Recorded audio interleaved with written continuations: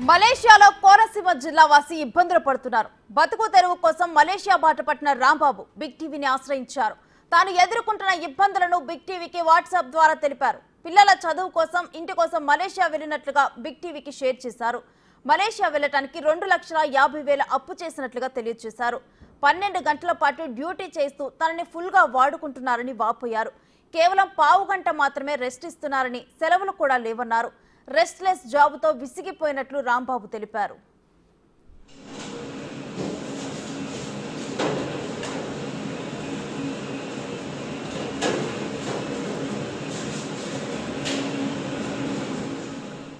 తన ఇబ్బందులను గవర్నమెంట్ కు తెలియజేయాలని బిగ్ టీవీని ఆశ్రయించాడు రాంబాబు. ఇండియాకు రప్పించేలా తనకు సహాయం చేయాలని బిగ్ టీవీని కోరారు.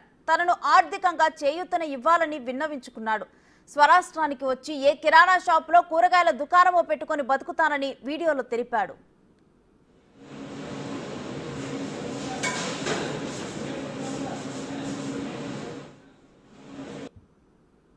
ఆంధ్రప్రదేశ్ ముఖ్యమంత్రి వర్యులు నారా చంద్రబాబు నాయుడు గారికి, మంత్రి వర్యులు నారా లోకేష్ గారికి, సార్ నాది కోనసీమ జిల్లా అద్రిపురం మండలం నార్కినపల్లి గ్రామం. నా పేరు రాంబాబు మట్ట. నాకు భార్య, 2 పిల్లలు సార్. పిల్లల్ని బాగా చదివించుకుందామని, అలాగే తలంపు నొక్కిని ఇల్లు కట్టుకుందామని దగ్గరగా 2,50,000 రూపాయలు అప్పు చేసుకుని బ్రతుకు తెరువు కోసం మలేషియాకి వచ్చాను సార్. ఇక్కడ పని నాది వీడియోలో చూడండి సార్. పని 12 గంటలు సార్. 15 నిమిషాలు రెస్ట్ ఉంటుంది. సెలవులు ఏమి ఉండవు సార్. చాలా కష్టం, చేయలేకపోతున్నాను సార్. పని ఇండియాకి వెళ్ళిపోతానంటే డబ్బులు కట్టమంటున్నారు. ఏం చేయాలో తెలియట్లేదు సార్. నన్ను మీరే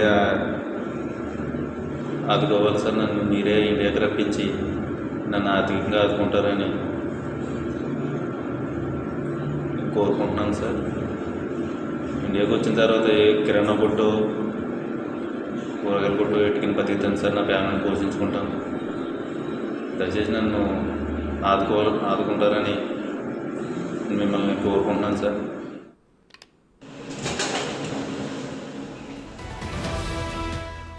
ఇంతకు ముందు కూడా విదేశాల్లో ఇబ్బందులు పడుతున్న కొందరిపై బిగ్ టీవీ ప్రసారం చేసిన కథనాలు ప్రభుత్వానికి చేరాయి. బిగ్ టీవీ ద్వారా సమాచారం తెలుసుకుని మంత్రి లోకేష్ స్పందించారు. కువైట్లో ఇబ్బంది పడుతున్న మహిళను స్వదేశానికి రప్పించారు. బిగ్ టీవీ కథనాలకు ప్రభుత్వం నుంచి మంచి స్పందన వస్తూ ఉండటంతో రాంబాబు సైతం బిగ్ టీవీని ఆశ్రయించారు. మలేషియాలో తన ఇబ్బందులను ప్రపంచం దృష్టికి, ప్రభుత్వం దృష్టికి తీసుకువెళ్లాలని విన్నవించారు. మీతో మాట్లాడిన తర్వాత తనకు ధైర్యం వచ్చిందని చెప్పారు.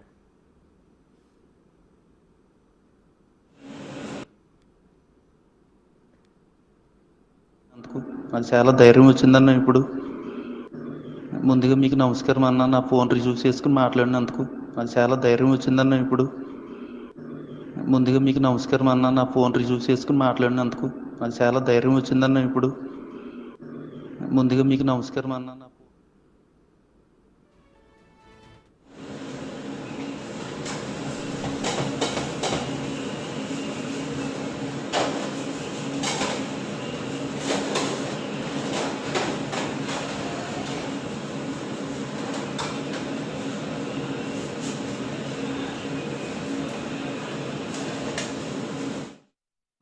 బతుకు తెరువు కోసం మలేషియా వెళ్లిన రాంబాబు అక్కడైతే చాలా ఇబ్బందులు పడుతున్నారు. అయితే బిగ్ టీవీ ద్వారా కూడా ఈ మధ్య కాలంలో అనేక మందికి ఇటు సహాయం అందింది ప్రభుత్వం నుంచి. సో ఆ కథనాలను చూసిన తను కూడా బిగ్ టీవీని అప్రోచ్ అవ్వడం జరిగింది. తను పడుతున్న బాధల్ని తెలియజేశాడు.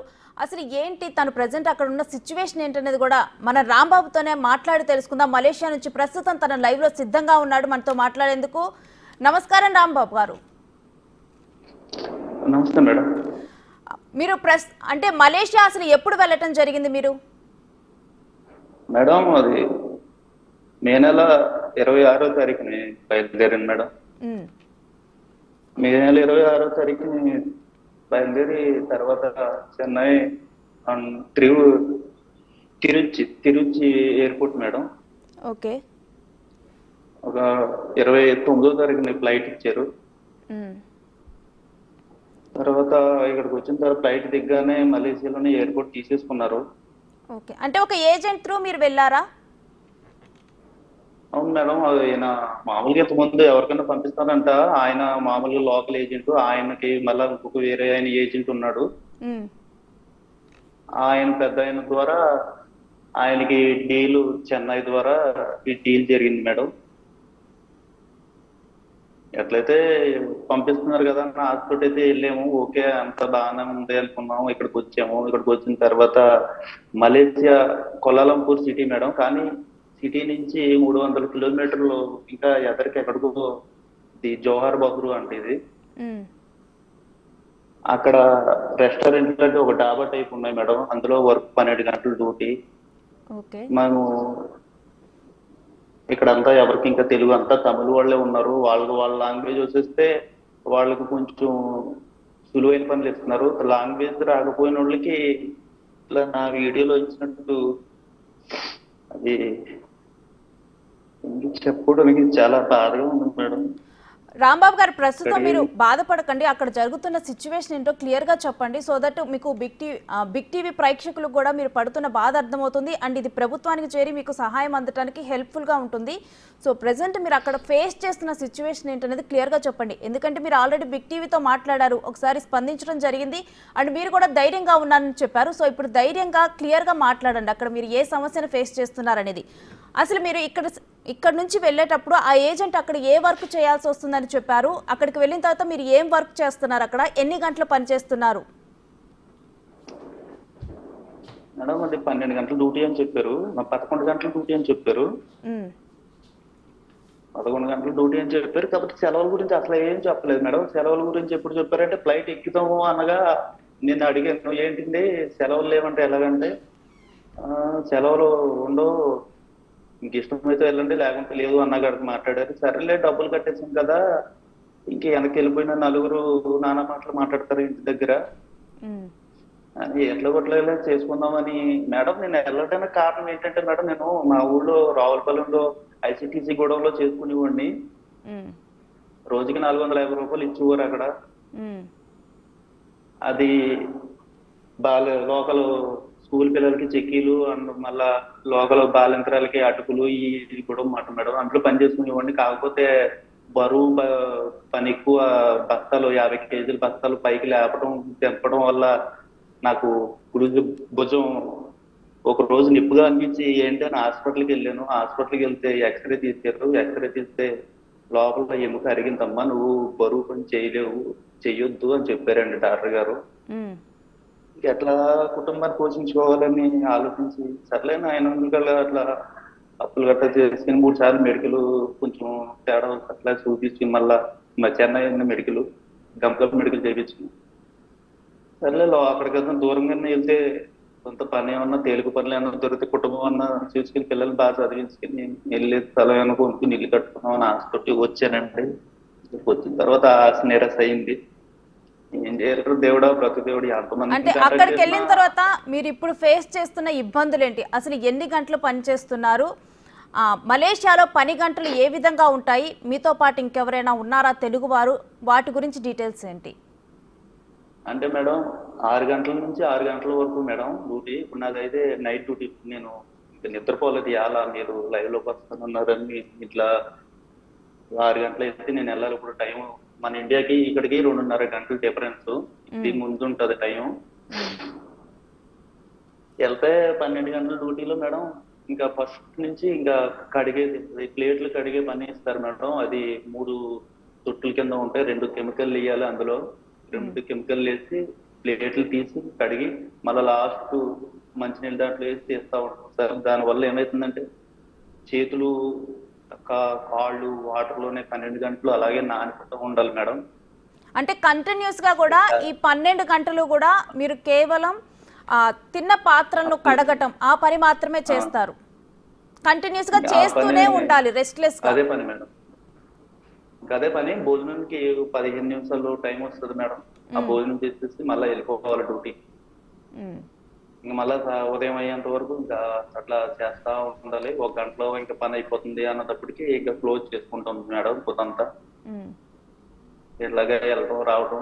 ఇంకా సెలవులు ఉండవు. ఒకవేళ హెల్త్ బాగోలేదు అని అనుకుంటే సెలవు గట్టిగా అడిగితే ఫుల్ లీవ్ ఇవ్వమంటే 50 రూపాయలు ఎంతో ఇక్కడ కటింగ్ చేస్తున్నారు. నేను వచ్చి అప్పుడే 3 నెలలు అయిందండి. జూన్ నెల సాలరీ మొన్న ఇచ్చారు. అది కూడా 1500 జీతం అని చెప్పి రూ. 250, రూ. 300 కటింగ్ చేసి 1200 చేతికి కూడా ఇవ్వలేదండి. అకౌంట్ నెంబర్ ఇమ్మన్నారు, అకౌంట్ లో వేసారు డబ్బులు. ఉమ్, మళ్ళా నెక్స్ట్ మంత్ లో కూడా కటింగ్ ఉంటది, రూ. 100 ఎంతో అని చెప్పారు. ఏంటంటే ఇలా కటింగ్లు ఉంటే మేము ఎలాగైనా బతకాలంటే ఇలా తమిళ లాంగ్వేజ్ ప్రాబ్లం వచ్చేసింది మేడం, చాలా ఇబ్బంది అయిపోతుంది. ఉమ్. నేను సరేలే ఇంకా వచ్చిన తప్ప ఇంకేం చేయగలుగుతాం లేదు, ఇంకా అట్లాగే చేస్తామని అనుకున్నాం. కానీ అట్లా ఇట్లా పరిగెడతా ఇంకా ఈ పని చేసుకుంటా కుదరలేకపోతుంది మేడం. ఇంకో చేతికి కూడా అండి ఈ వాటర్ కూడా ఇందులో గోర్లు పోయి ఇంజురీ అయిపోయిందండి. మామూలుగా అయితే ఏంటో ఇంజురీ అయిపోయి ఇక్కడ బ్లాక్ కింద వచ్చేస్తుంది ఏళ్ళు గోల్డ్ మధ్యలో. ఉమ్. టాబ్లెట్లకి ఇక్కడ హాస్పిటల్ ఎక్కడ ఉంటాయో ఎక్కడికి వెళ్ళాలో మన దగ్గర ఏమో డబ్బులు లేవు, ఏం చేయాలో అర్థం కావట్లేదు. అలాగే వాళ్ళ దగ్గర ఇచ్చిన వాళ్ళు ఇచ్చిన 2 బిళ్ళలు ఏమైనా ఉంటే వేసుకుని అలాగే వర్క్కి వెళ్తున్నాను డ్యూటీకి. మరి మీరు అక్కడ ఉండటానికి వీటన్నిటికీ కూడా ఇప్పుడు మీరు ఎక్కడైతే పని చేస్తున్నారో వాళ్ళే చూసుకుంటారా అన్ని కూడా? అక్కడేనండి మేడం, పైన రూమ్ ఇచ్చారు. ఇంతవరకు పడుకోవడానికి బెడ్లు కూడా లేవు, కిందే పడుకుంటున్నాం. నేను ఎత్తుకెళ్ళి బెడ్షీట్ వేసుకుని బెడ్షీట్ వేసుకుని కింద పడుకుంటున్నాను. దానివల్ల ఇంకా ఎక్కువ నొప్పులు ఏమో ఒళ్ళు నొప్పులు, నడుము నొప్పి, బెడ్లు కూడా ఇవ్వలేదు మాకు. అంటే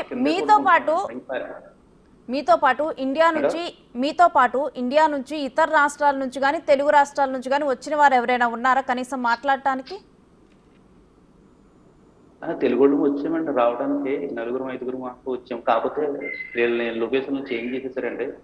ఒక్కొక్కరు వేరే వేరుగా దిక్కులు వేసేసారు.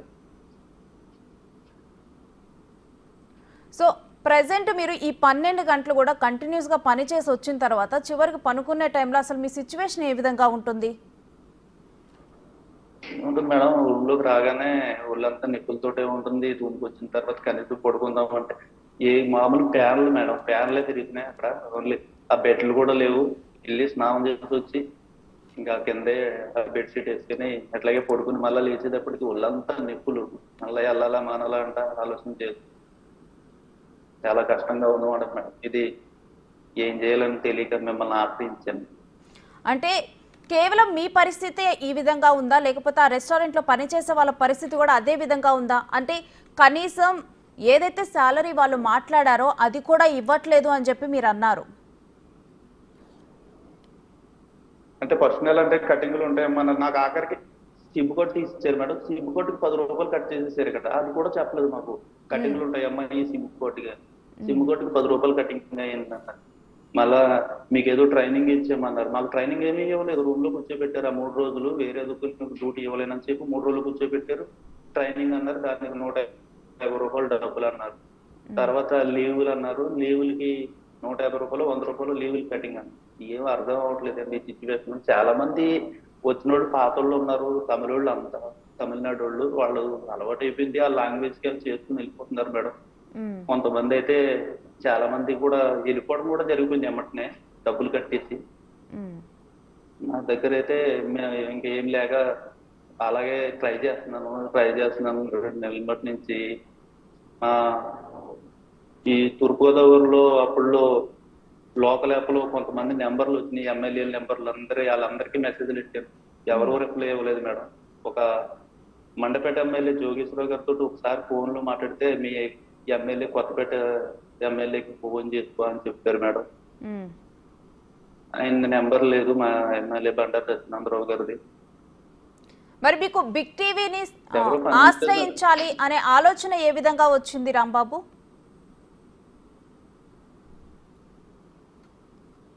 మేడం అది ఏం చేయాలని ఆలోచన చేస్తున్నా, డైలీ చూస్తున్నాను మేడం. ఎవరన్నా ఎక్కడన్నా ఏదైనా దొరుకుతుందా క్లూ అని. ఎట్లా దొరికిందో నాకు ఏమో ఆలోచన అదృష్టం. ఫేస్బుక్ లో మీది ఒక బిగ్ టీవీది దొరికింది. ఫేస్బుక్ నుంచి మెసెంజర్ లోకి మెసేజ్ పెట్టాను మేడం. మెసెంజర్ లో కాల్ అని అడిగింది, ఫోన్ చేశాను. ఆయన సారు ఒక నెంబరు, ఆయన పేరు మర్చిపోయిన, లోపల ట్రూ కలర్ లో ఉంది మేడం. ఆ సారు భగవంతుడు ఆయన రిసీవ్ చేసుకున్నారు ఫోన్. ఆయన చేసుకుని ఏంటమ్మా అంటే, సార్ ఎట్లా అంటే, ఓకే అమ్మా నో ప్రాబ్లం, నేను మిమ్మల్ని సాయంత్రం వరకు నేను సాయం చేయగలుగుతానని చెప్పారు. ఆయన చేసుకుని తర్వాత నెంబర్ పెట్టారు, హాయ్ అని పెట్టారు. ఆ నెంబర్కి నాకు పెట్టిన ప్రాబ్లం పెట్టమన్నారు, పెట్టాను. తర్వాత ఇట్లా ఉదయాన్నే మళ్ళీ సార్ ఫోన్ చేసినారు, చేసి ఇట్లా ఇప్పుడు మీ ముందు ఇట్లా కూర్చోబెట్టి ప్రపంచానికి మొత్తం అంతా అందరికి తెలిసేలాగా అంటే రాంబాబు, చేశారు. మీరు ఇదే విషయం అయ్యి అనేక మంది ఎమ్మెల్యేలను ప్రజాప్రతినిధులను మీరు కాంటాక్ట్ అవటం జరిగింది. వాళ్ళెవరూ కూడా స్పందించలేదు. స్పందించినప్పటికీ కూడా న్యాయం చేస్తాము అని చెప్పలేదు. కానీ బిగ్ టీవీ స్పందించి మాట్లాడినప్పుడు మీకు న్యాయం జరిగిద్ది అనే ధైర్యం వచ్చిందా? మేడం, నేను బిగ్ న్యూస్ ఒకటి లోకేష్ గారిది లేడీస్ ఎవరో గారు తీసుకుని వచ్చినట్టు బిగ్ న్యూస్ కి థ్యాంక్స్ చెప్పినట్టు ఆయన ఎక్స్ లోను ఎందులో గారు పోస్ట్ చేసినారు మేడం. ఎస్ ఎస్ రాంబాబు, అది నేను నేను చూశాను మేడం. నాకు ఇట్లా సాయం చేస్తారేమో అన్న ఆశయంతో ట్రై చేస్తున్నాను. నాకు ఐడియాలు దొరకటం లేదు ఏమీ. కానీ ఫేస్బుక్ లో దొరకడంతో మెసెంజర్ లోకి వెళ్ళి కాల్ చేసి ఆ సార్ రిసీవ్ చేసుకోవడం వల్ల నాకు ఈ రోజు మీతో మాట్లాడే అవకాశం, ఇది అందరికీ తెలిసేలా చేసేందుకు మీకు చాలా రుణపడి జీవితాంతం మర్చిపోను మేడం. అయితే మీరు కాల్ చేసినప్పుడు బిగ్ టీవీకి ఆ రిసీవ్ చేసుకున్న వాళ్ళు మీ ప్రాబ్లంలో మీరు ఏమని చెప్పారు, వాళ్ళు ఏ విధంగా రెస్పాండ్ అయ్యారు అండ్ వెంటనే రెస్పాండ్ అయ్యారు కదా, ఆ విధానం ఒకసారి చెప్తారా? ఆయన పేరు ట్రూ కలర్ లో ఉంది మేడం, కానీ ఆయన రిసీవ్ నిదానంగా చాలా ఇసుకోకుండా ఏం కసుకోకుండా, అమ్మ ఎవరండి ఎక్కడి నుంచి అమ్మా అంటే ఎట్లా సార్ పలానా మలేరియస్ నుంచి చేస్తున్నాం సార్ అంటే ఆయన చాలా హుందాగా ప్రవర్తించి కష్టంగా ఉన్నట్టుంది పాపం అన్నగాడికి చాలా బాగా రుజువు చేసుకున్నారు. ఏంటమ్మా ప్రాబ్లం, ఎట్లా ఏంటంటే ఏంటమ్మా అడిగితే ఏ ఊరు, నీకు పెళ్ళి అయిందా అన్నీ అడిగారు సార్. ఆయన అసలు మర్చిపోలేకపోతున్నాను. నెంబర్ కూడా ఇచ్చింది సార్ ఆయన వాట్సాప్ పెట్టుకున్నాను. నేరం వచ్చింది నిజంగా, దేవుడు నన్ను ఇది జరిగేటట్టుంది ఆయన అన్నాడు. నేను ప్రయత్నిస్తాను, నువ్వు టెన్షన్ పడకు, సంతోషం అన్నా, చాలా సంతోషం. అయితే రాంబాబు, ప్రస్తుతం మీరు ఎటువంటి న్యాయం కోరుకుంటున్నారు? ఇప్పుడు బిగ్ టీవీని చాలా మంది ఇటు ప్రజాప్రతినిధులు కానీ, మీ ప్రాంతానికి సంబంధించిన వారు కానీ, మీ ఎమ్మెల్యే కానీ వీరందరూ చూస్తూనే ఉంటారు. సో మీరు ఎటువంటి న్యాయాన్ని కోరుకుంటున్నారు అనేది క్లియర్గా చెప్పండి. అండ్ మీరు ఏం ఎక్స్పెక్ట్ చేస్తున్నారు? మేడం, నేను ఆశపడ్డానని అనుకుంటారేమో, కానీ అది ఆశ కాదు మేడం. నేను నా పరిస్థితి అక్కడ లోకల్ పనిచేసేటప్పుడు ఈ భుజం ప్రాబ్లం అయ్యి ఇంజ్యూర్ అయ్యి నాకు ఇప్పుడు వెయిట్ పని ఏదైనా బరువు పని చేసుకుని వెళ్ళడానికి కూడా అవకాశం లేదు. తద్వారా నేను అడిగేది ఏంటంటే, నేను ఎలాగా అప్పు చేసుకుని వచ్చాను సార్, ఎవరైనా నాకు ఆర్థికంగా ఎంతో కొంత ఏమైనా సాయం చేసి ఇండియాకి రప్పించి నాకు ఏమైనా ఆర్థికంగా సాయం చేస్తే కిరాణా కొట్టు కానీ లేకపోతే కూరగాయల కొట్టు కానీ పెట్టుకున్న కుటుంబాన్ని పోషించుకున్న పిల్లల్ని చదివించుకున్నాను. నాకు ఇల్లు కూడా లేదంటే ఇల్లు ఏమైనా కట్టుకుందామని నేను ఆలోచించుకున్నాను. నా ఆశలు నిరాశ అయినాయి కాబట్టి నన్ను ఏమైనా ఆర్థికంగా ఆదుకుంటారేమోనని నేను అందరికీ నమస్కారం చేస్తున్నాను. ముందుగా మీకు చేస్తున్నాను. రాంబాబు, తప్పకుండా కూడా మీరు అనుకున్న న్యాయం మీకు జరుగుతుంది. బిగ్ టీవీ డెఫినెట్గా కూడా మీకు ధైర్యాన్ని ఇవ్వటంలో తోడ్పాటులో ఉంటుంది. అండ్ అదేవిధంగా బిగ్ టీవీ త్రూ కూడా మీకు న్యాయం జరుగుతుంది. మా తరపు నుంచి మేము 100% కూడా సాయశక్తిలో ప్రయత్నిస్తాము. Thank you Rambabu. సో చూసాం కదా మలేషియాలో రాంబాబు పరిస్థితి ఏ విధంగా ఉందో. ఈ కోనసీమ జిల్లావాసి ఎన్ని ఇబ్బందులు పడుతున్నారనేది 12 గంటలు కూడా తను కంటిన్యూస్గా అక్కడ పనిచేస్తూ దానివల్ల తన చేతులు ఇవన్నీ కూడా పాడైపోతున్నాయి. అదే కాకుండా తను కంటిన్యూస్గా ఒళ్ళు నొప్పులతో బాధపడుతున్నాను. కనీసం 1 గంట రోజులో ఆ మనిషికి కేవలం ఒక 15 నిమిషాలు మాత్రమే తినటానికి ఒక బ్రేక్ దొరుకుతుంది. అంతే. ఇక తను ఆ 12 గంటలు కూడా ఒక మెషిన్ లాగా పనిచేస్తూ ఉండాలి రాంబాబు. సో తను బతుకు తెరువు కోసం తన కుటుంబం బాగుంటుంది అని చెప్పి తను మలేషియా వెళ్ళారు. కానీ అనుకోని సిచ్యువేషన్లో తను చిక్కుకున్నారు. కనీసం ఒక సిమ్ కార్డు కొనాలన్నా కానీ దానికి కూడా తన జీతంలో కోతలు విధిస్తూ, తనకు వచ్చే జీతం అరాకొరా అయితే దాంట్లో కూడా వాళ్ళు కోతలు విధిస్తూ కొంత మొత్తాన్ని మాత్రమే తనకిస్తున్నారు. దీని ద్వారా తను అంత పని చేస్తున్నప్పటికీ కూడా తను ఏదైతే కల కన్నాడో తన కుటుంబానికి మంచి భవిష్యత్తు ఇవ్వాలి అనే కలను కూడా తను నిలబెట్టుకోలేకపోతున్నాడు. తన ఆరోగ్యము పాడవుతుంది. కనీసం మాట్లాడటానికి అక్కడ తెలుగువారు లేక తనకి ఏమీ అర్థం కాని సిచ్యువేషన్లో అయోమయంలో ఉన్నాడు. అటువంటి సిచ్యువేషన్లో తను బిగ్ టీవీని కాంటాక్ట్ అయ్యాడు. బిగ్ టీవీ త్రూ తనకి న్యాయం జరుగుతుంది అని చెప్పి రాంబాబు భావిస్తున్నాడు.